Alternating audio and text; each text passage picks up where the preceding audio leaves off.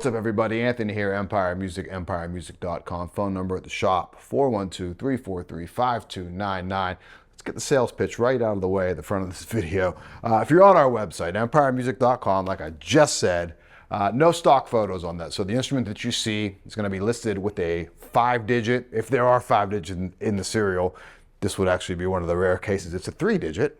I think, right? Yeah, 3-digit. But you'll see a number in the listing. That means you're getting that exact bass, guitar, acoustic, electric, whatever it is. We take photos of every single item outside of maybe some amplification and some pedals, things like that. Financing, we can do it. Free shipping, we can do it. Expedited shipping, we can do it. Sometimes for free. Sometimes we'll charge you for the expedited shipping. We can work that all out. Just take a look on the website. You can email me directly, specifically if we're talking basses, Fender Custom Shop, Fender, whatever we have. It's just Anthony@empiremusic.com. We also take trades. So on anything on the website, if you see it, there's going to be a link at the top to sell or trade your gear. Click on that, submit some photos, and tell us what you're interested in. We'll reach out. And in the case of a bass, it's probably going to be me getting back to you, and we can hopefully work a good deal out for you, right? So speaking of basses, I got an amazing one in my hands here. It's been a while since I got a chance to play a new one. Castedosa Conchers short scale bass. This particular one is in absolutely stunning, gorgeous, aged Cadillac green metallic. First time we've seen that finish come through. Now, we got the, I believe, we got the 3rd, 4th, and 5th bass that Carlos made. So we were in on the ground floor of Carlos's amazing bass builds here. They're all short scales. So that means that's 30 inches from bridge up to nut. Actually, from the saddles up to the nut, 30 inches. I think it actually might be 30 and a half. Either way, short scale, right? I was lucky enough to grab one of those first 5 that came out, right? That's besides the point. The point I'm making there is that I now have 2 years of perspective with an instrument like this. Its uses that I use it for, so I have intimate knowledge of it. This isn't something, I've done videos before. I can think back to like that Player Series 5 string, right? I don't own that bass. There's a lot of basses I get a chance to demo that I don't own. It's also, unfortunately and fortunately, a lot of basses that I demo in the shop that I do own. But this bass, this is kind of like an update video because I'm getting a chance to show off some new product here. So that's super valuable, right? Also, it's kind of like it's been about 2 years. Let's just say a 2-year later kind of view on the instrument. So it's kind of interesting, right? We have an ash body going on here. It's the first time I've seen it with the black bridge on it too. I'm gonna get into the pickups in a second because they're really special. So ash body, like I said, it's in an aged finish in Cadillac green metallic. Neck shape wise, this is a little bit different. I have, from best I can recall, I've been seeing Carlos's stuff come through with a V neck on it. This actually has a V to C neck. So we have a compound neck profile on it. So back here, V, you can feel the spine, it flattens out as you get up here, asymmetrical neck. I don't think mine has that. It's kind of funny that I say that though, because if you've ever talked to me in person, you know that like specs, which this sounds crazy because like I sell instruments for a living and I talk about instruments for a living. When it comes to my personal stuff, I'm really bad at specs. Like if I like an instrument, I've said this before, if I like an instrument, I just kind of go with it and whatever comes with that from a spec perspective or a feel perspective. If I like the sound of it, I just kind of roll with it. Regardless, V to C neck, so compound neck profile, 12-inch radius, so pretty flat fretboard on it. Beautiful rosewood board. You gotta see the rounded off block inlays on that. Hopefully I'm not knocking this guitar out of tune. These strings are fresh and they're round wounds. But like they're aged so perfectly. I don't know if Carlos puts the aging toner on the blocks or what, but it looks so good with this green body because it carries up that aged look, I guess, lack of a better term saying it, right? Oh, and I showed you the back of the neck. I didn't mention the mole burst on the back. It looks incredible. Roasted maple neck, quarter sawn roasted maple neck. Jazz bass nut width, so 1.5 inches there. Reverse gear, vintage style, open back tuners on it, right?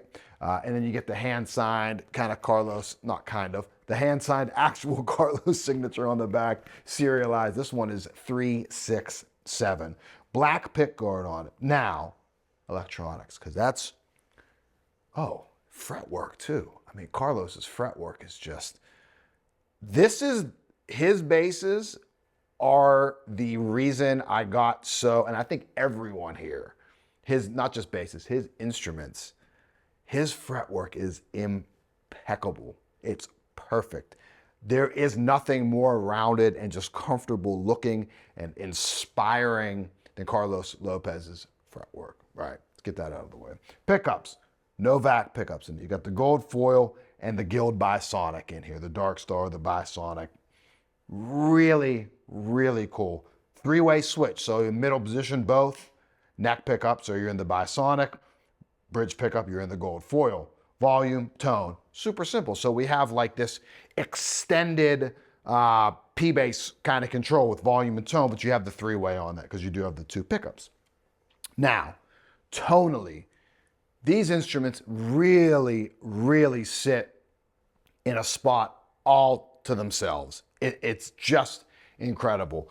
And this is where I think my 2 years of experience playing an instrument or playing one of these instruments, not an instrument like this, one of these instruments, really, really helps me able to do this video because I know exactly what I am going to go for. I think I know where these basses excel. I know exactly the music I'm gonna grab this bass for. And I actually, as much as I love these basses, they're exceptional. They're, I think, very much top of the food chain, build-wise, spec-wise, feel-wise, fit-wise, finish-wise, so on and so forth. There's also music I don't grab this bass for, right? Because it does have a kind of a, I wouldn't call it a specialized skill set, but it has things that it excels at that other basses that I have just don't do. And, you know, you can kind of guess the situation. If a music's calling for a P bass, I'm gonna go for the P bass, right? But now that like when you get a bass like this in your arsenal, the options open up. You're never gonna go wrong with the P bass, right? But I get in a lot of situations where I want something else. I don't wanna call it vintagey. I don't wanna just say dark and boomy and big and warm, because this does all of that. But there are surprising modern situations where this bass just sears through a mix. Combination of it being short scale and what this gold foil pickup does back here in the bridge. Really, really exceptional. So we're gonna start off tone-wise. Full volume, full tone. Pickups right in the middle. And if you've seen any of my videos on PJ basses, you kind of know my standpoint. You kind of know what I'm gonna say, right? This was a setting that I thought would be my least favorite. And this is a setting on a lot of basses, other than a straight jazz bass, that oftentimes confused me because its standalone content, and it still is like this to me, is not the most pleasing thing when I'm isolating the bass. That said, in a mix, I don't know if there's anything better. I don't want to say that I don't think there's anything better. I don't think that anything fills up a mix with a spectrum of tone, meaning low end to high end on the frequency spectrum, better than like a wide open position on something outside of a jazz bass. That's its own thing, and that certainly does it. You'll see what I mean here, right? So I'm gonna play just some fingerstyle stuff. And I love these basses with a pick, which is why I was playing that in the intro there. And we'll get into some of that, but check this out, right? So full everything, middle position.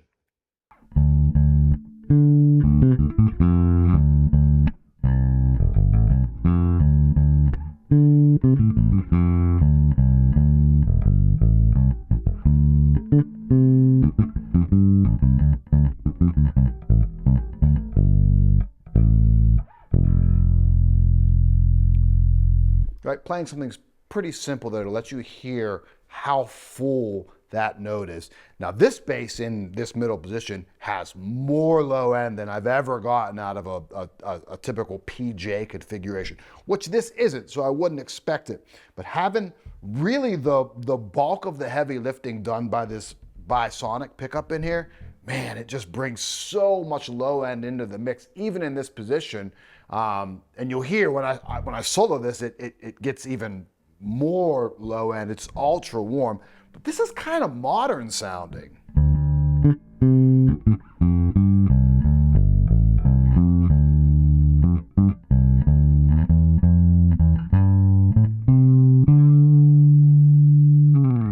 So big and it's so round even there, but it still has upper end character to it. Now, we're gonna go just neck position, right? Now here, how much, there's more low end, less top end articulation. So here, if I wanted the guild thing, I wanted almost like a hollow body. This isn't, this is a solid body guitar or bass. But if I wanna get into that really vintage tone, now here is where I kind of lean on this neck pickup here.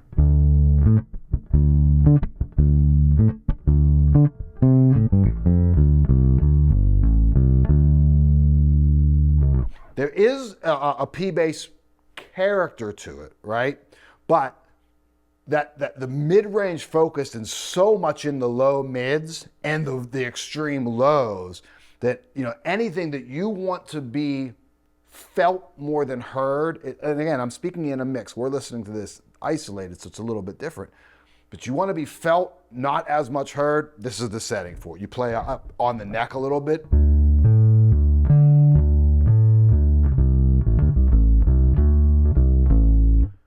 Like that A, just isolating that note, that sounds incredible. Now check out when I move my hand back. It like smooths out even more, that mid-range. It's so exceptional.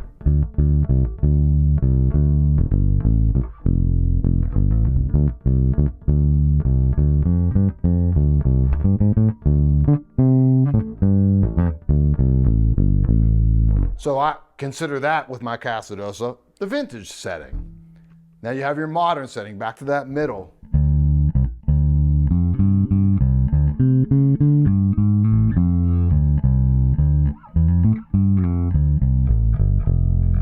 It's like super clean and precise sounding there, but we also have the thing going on that those short scale instruments give you, and that is that like cutting JMJ kind of mid-range thing going on. When I say JMJ, like the Justin Melville Johnson thing, which is who I always, one of my all-time favorite players, massive, like a bass hero of mine.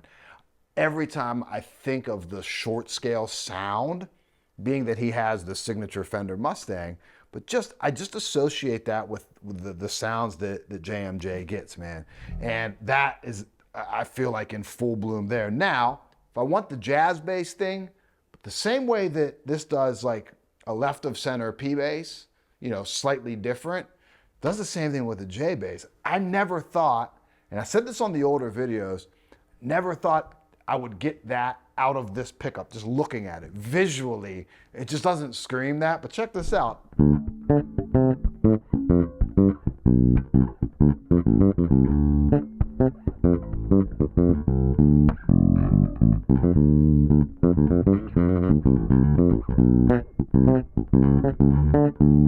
And that's the setting that, like, if you want to just either have the Jocko thing or you just want that late 60s, 70s jazz bass bridge pickup thing, it's there. And it's actually like louder than I think a lot of soloed bridge pickup jazz basses are. I find that sometimes to be like kind of lacking volume, specifically in a PJ configuration.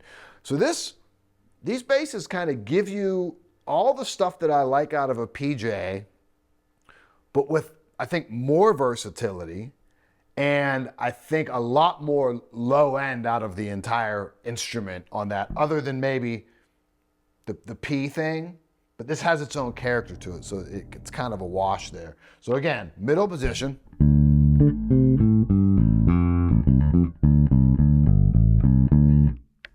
Neck position.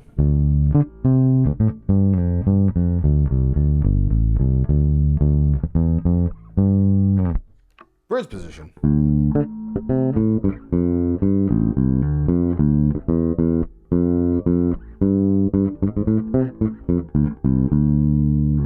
Now we'll go through that again with the pick. Middle position.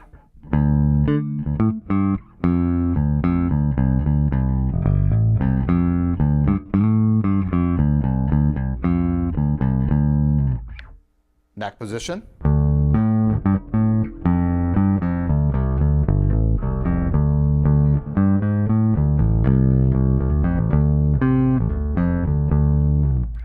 Bridge position.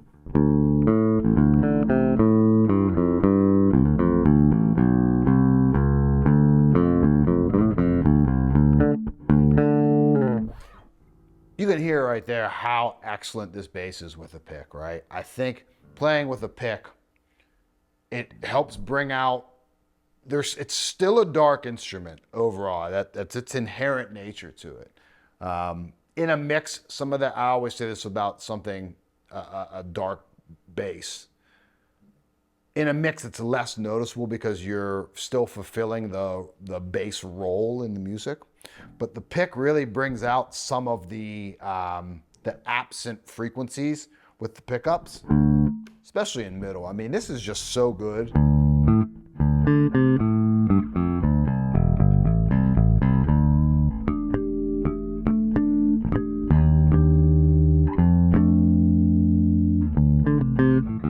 And then like the palm muting thing.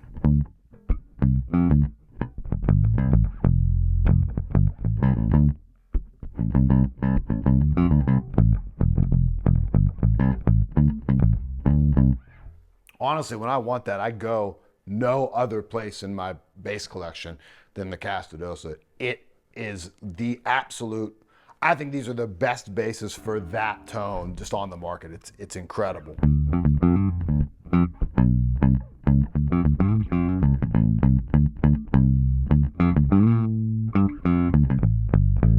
And then solo in that front doing the same thing. Kind of woolly already, almost sounds overdriven.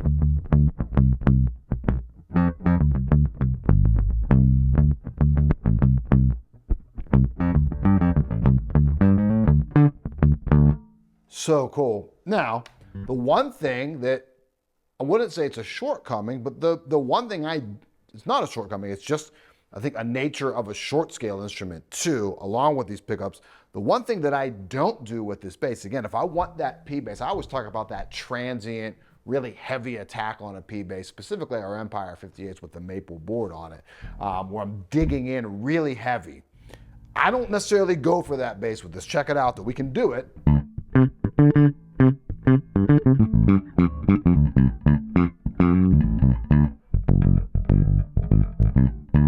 But the quality of these pickups don't really allow that tone to happen, and that's fine.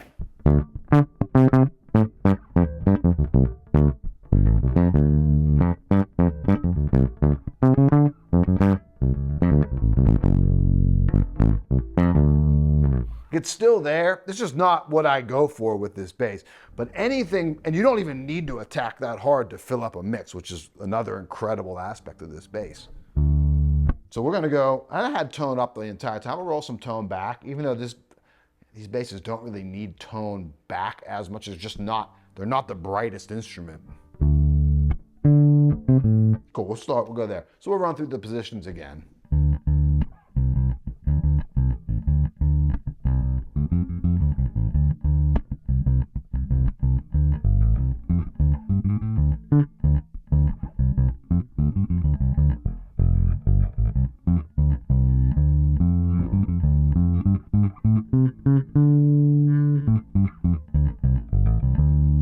Just reminds me how much I love this bass. It sounds unbelievable.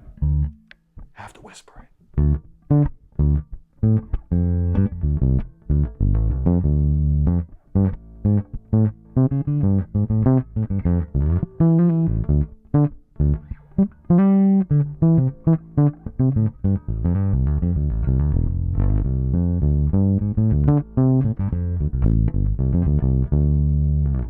Then bridge.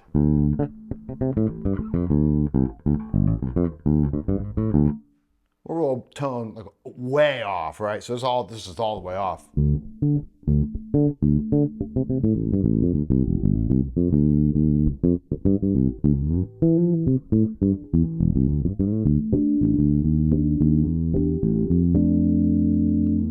The middle position.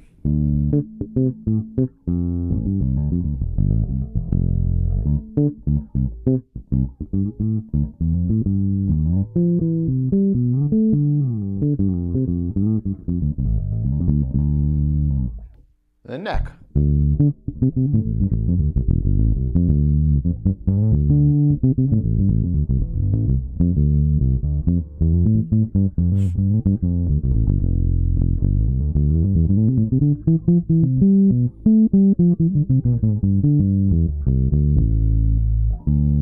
Then we'll roll some tone all the way back.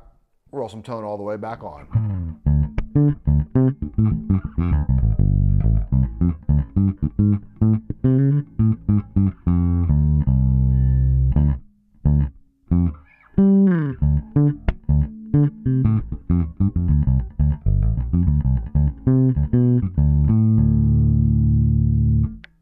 Neck.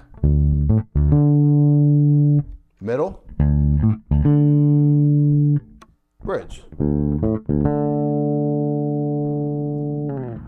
So you can see easily in the video there, it just gives you a ultra wide range of tones. This is one of those instruments that I think it's just, when you get that level of builder as Carlos Lopez is, it's just the sum of those parts just really, you end up with an instrument that is something that is going to just give you years and years of exploration and inspiration. And for me, just a lot of joy in playing it. They come with a hefty price tag. You know, these aren't, there's a certain budget that these just don't fit into. But when you're thinking about, you know, I think the mountaintop as far as build quality, as far as craftsmanship, and again, I think some of the parts between the Novak pickups and Carlos's, you know, overall quality and aesthetic that he puts on the instrument really gives you something. Again, I just go back to the word inspiration, that every time I pick up, whether it be my bass at home or one of the few that we get, he doesn't make a lot of these basses, but a few a year at best.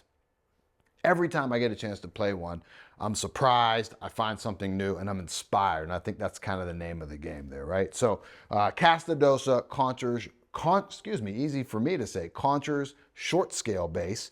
This particular one, serial number 367, is in aged Cadillac green metallic. It's in stock now at empiremusic.com.